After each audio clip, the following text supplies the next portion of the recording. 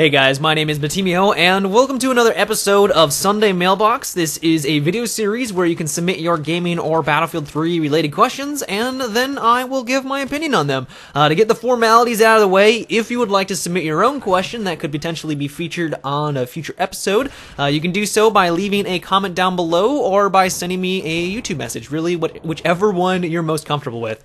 So to get things started, the first question for today comes in from Pure Gamer, who asks, do you think DICE or EA could have done a better job with the premium? The bonus content drops were a bit of a letdown, and I thought they could have done so much more with them. For example, customizations for the player, different masks, vests, combat trousers, boots, pads, helmets, etc. So to be honest, I could care less about the bonus content drops. I could care less about the cool knife that they've added. And really, the main reason why and I'm sure a lot of you out there purchased the premium service to begin with, was because you wanted the deal on all the DLCs, and you just wanted the DLCs as themselves. And if they did produce bad DLC content, I'm sure I would be pretty frustrated with DICE, and I would be very disappointed, and I think they should have and could have done a lot more. But as of right now, and what we've been seeing so far, at least for the PS3 players on Aftermath, I've been very impressed with that. And so, I mean, content drops and stuff like that, I really think that was just kind of something that they could tack on to their marketing team, or what, not really marketing team, but something that they could promote the service even more. Be like, hey, we have the DLCs, but we also have all these cool things like double XP, the content drops, you'll get cool pictures every once in a while. And so that would just entice more people to buy the premium service. But when you really get down to the nuts and bolts as to what motivated people to purchase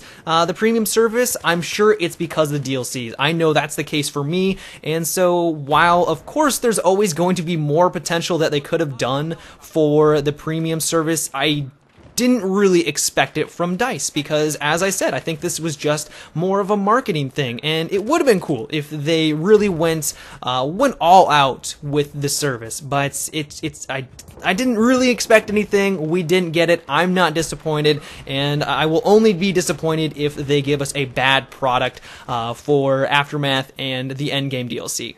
So the next question for today is, we were thinking that the DICE folks could create a system in which, depending upon the terrain on which your soldier is standing, crouching, prone, or moving, not moving, the different camos could either make it more or less difficult for you to be spotted. Maybe a camo match with a favorable terrain would make it harder for those at a certain distance away to spot you and put you on the mini-map and require them to get closer before a spot is successful.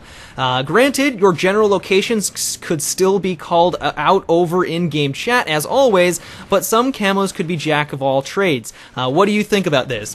So I admittedly think this is a pretty awesome idea. As of right now, camos really don't play that large of a role in Battlefield 3, or really in any first-person shooter. They might make your character look a little bit cooler.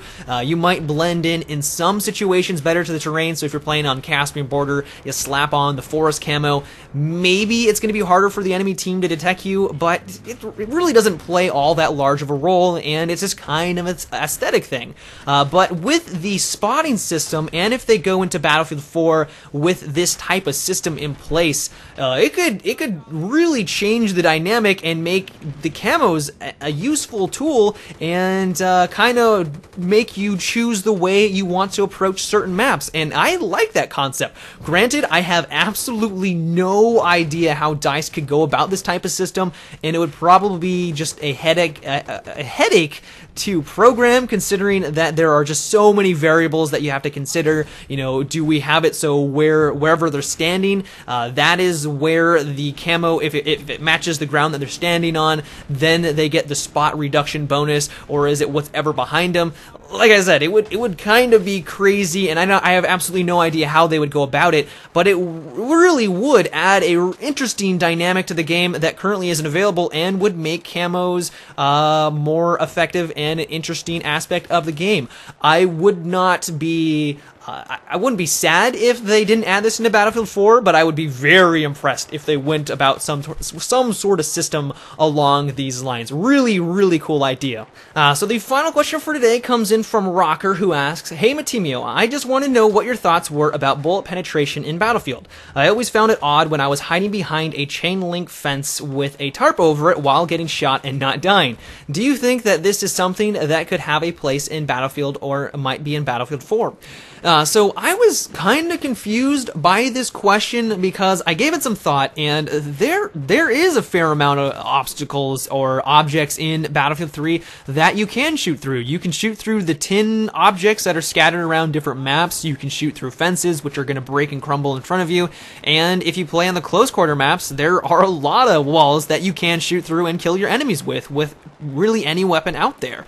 And while I don't think that it's all that, it's not a main core aspect of the game, really destruction is where they excel and where they really try to kind of market this game. There are objects that you can shoot through, and I would not complain if there were more surfaces like that in Battlefield 4.